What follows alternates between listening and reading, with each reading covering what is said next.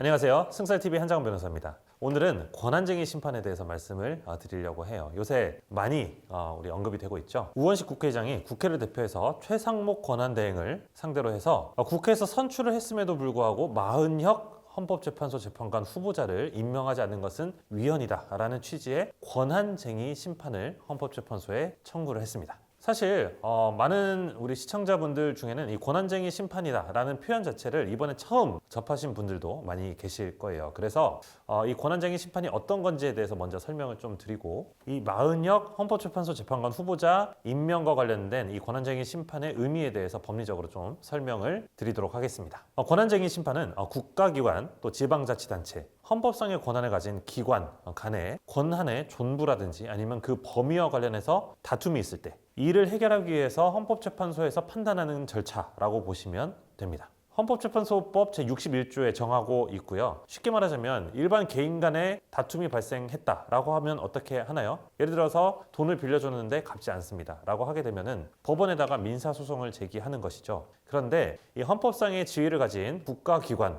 간에는 일반 법원에 가는 것이 아니라 헌법재판소에 가서 내 권한이 침탈됐다 라는 취지의 주장을 하고 그것에 대한 판단을 받아보는 것이 바로 이 권한쟁의 심판이에요. 이 권한쟁의 심판의 목적은 국가기관 간의 충돌을 방지하는 것을 첫 번째 목적으로 합니다. 그래서 행정부, 입법부, 사법부 간의 권한 분쟁을 조정하는 시스템을 이렇게 둬서 충돌을 방지하는 그런 목적을 갖고 있는 것이고요. 두 번째는 지방자치단체의 그런 권한을 보장하는 그런 목적도 갖고 있어요. 예를 들어서 중앙정부하고 지자체 간에 싸움이 발생했다라고 하게 되면 아무래도 중앙정부가 조금 더 힘이 셀 수가 있겠죠. 예산이라든지 그런 것들에 대한 권한을 더 갖고 있을 테니까요. 그럴 때 이 지방자치단체 입장에서는 중립적인 어떤 사법적인 시스템, 이 권한쟁의 심판을 통해서 본인들의 권리, 권한을 보장받을 수가 있다라는 것이죠. 지금 문제되고 있는 이 국회의장이 대통령 권한대행을 상대로 해가지고 국회를 대표해서 본인의 권한을 침해받았다라는 취지의 권한쟁의 심판을 제기한 것은 입법부가 행정부를 상대로 본인의 권한이 침탈되었다라는 취지의 소송을 제기한 거라고 볼 수가 있는데요. 이 사건에서 헌법재판소가 한 번의 변론기일을 거친 다음에 2월 3일에 선고를 하겠다라고 결정을 한 상태였습니다. 그런데 선고 2시간 전에 그 선고기를 취소하고 다시 변론을 재개해서 변론기를 계속 가져가기로 했어요. 여기에 여러 가지 법리적인 문제점이 있었기 때문이다라고 추측이 되고 있는데요. 그 점이 어떤 것인지에 대해서 오늘 설명을 드리도록 하겠습니다. 추측되는 배경 중 가장 유력하게 대두되고 있는 것이 뭐냐면은 바로 이 청구인 적격의 문제입니다. 이 부분을 대통령 권한대행 측에서 문제를 제기를 했어요. 아까 제가 처음에 어떻게 말씀드렸죠? 우원식 국회의장이 국회를 대표해서 최상목 대통령 권한대행을 상대로 해서 권한쟁의 심판을 제기했다라고 말씀을 드렸는데요. 가장 문제되는 게 뭐냐면은 국회를 대표했다라는 것입니다. 국회의장이 본인 자신의 권한이 침해됐다라고 하는 것이 아니라 국회의 권한이 침해됐다라고 해서 소송을 제기를 한 거예요. 그런데 이 헌법재판관의 임명과 관련해서 헌법은 이렇게 정하고 있습니다. 제111조 제2항에는 부인의 헌법재판관은 대통령이 임명한다라고 정하고 있고, 그중 3위는 국회에서 선출하는 자를, 또 3위는 대법원장이 지명하는 자를 임명하도록 되어 있어요. 그러니까 헌법재판소 재판관 모두에 대한 임명권은 대통령이 갖는데 그중에 3인에 관한 선출권은 국회에 있고 나머지 3인에 관한 지명권은 대법원장에게 있는 것입니다. 이 사건에서는 국회에서 선출을 하기만 하면 대통령 권한대행이 반드시 임명해야 하는지가 쟁점이 많이 됐었는데요. 그 부분은 논외로 하고요. 이 대통령 권한대행 측에서 제기한 이슈는 뭐냐면은 헌법상 헌법재판소 3인에 관한 선출권은 국회의장이 아니라 국회에 있는 것인데, 그렇다면 대통령 또는 대통령 권한대행을 상대로 해서 이 권한쟁의 심판을 제기할 수 있는 사람은 바로 국회여야만 한다. 그런데 이 사건은 국회의장이 국회 의결을 거치지 않고 단독적으로 결정해서 마치 이것이 국회의 의견인 양 헌법재판소에다가 이 마은혁 헌법재판관 후보자에 관한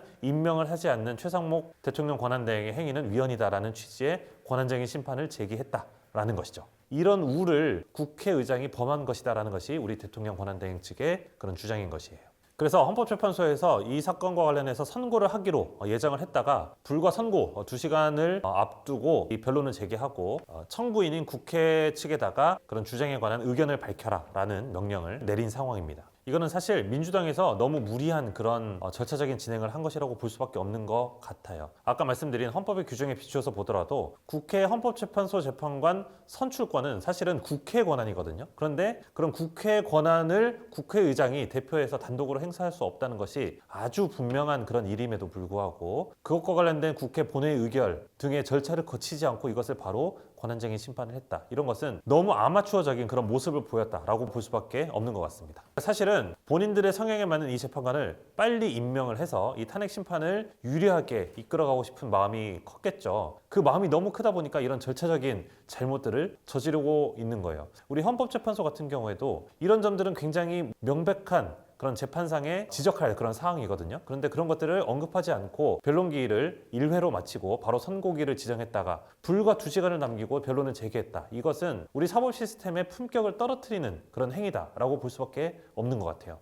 그래서 아무리 혼란스러운 이런 상황이더라도 왼쪽이 됐건 오른쪽이 됐건 이 절차상의 어떤 문제와 관련해서는 본인들이 할 도리를 정확하게 해야지 뒤탈이 없다라는 그런 생각이 듭니다. 최근에 공수처 사태만 보더라도 어떻습니까? 여러 가지 수사권이라든지 뭐 관할권이라든지 그런 것들에 대한 절차적인 이슈가 계속 있음에도 불구하고 그것을 계속 밀어붙이니까 결국에는 문제가 커지고 사회적 혼란이 커지게 되잖아요. 이런 부분들에 대해서 사실은 정치권에서 굉장히 반성하고 조심해야 되는 그런 부분이라고 생각을 합니다. 어쨌든 돌아가서 권한쟁의 심판이라는 것은 그런 것입니다. 어떤 권한의 침탈 문제가 발생했을 때 그것을 해결해주는 헌법재판소의 시스템이다. 이 부분을 이해하시고 현재 일어나고 있는 우리나라에서의 헌법적인 그런 상황들을 보시면 조금 더 도움이 되시리라 생각합니다. 감사합니다. 다음 시간에 또 찾아뵙겠습니다.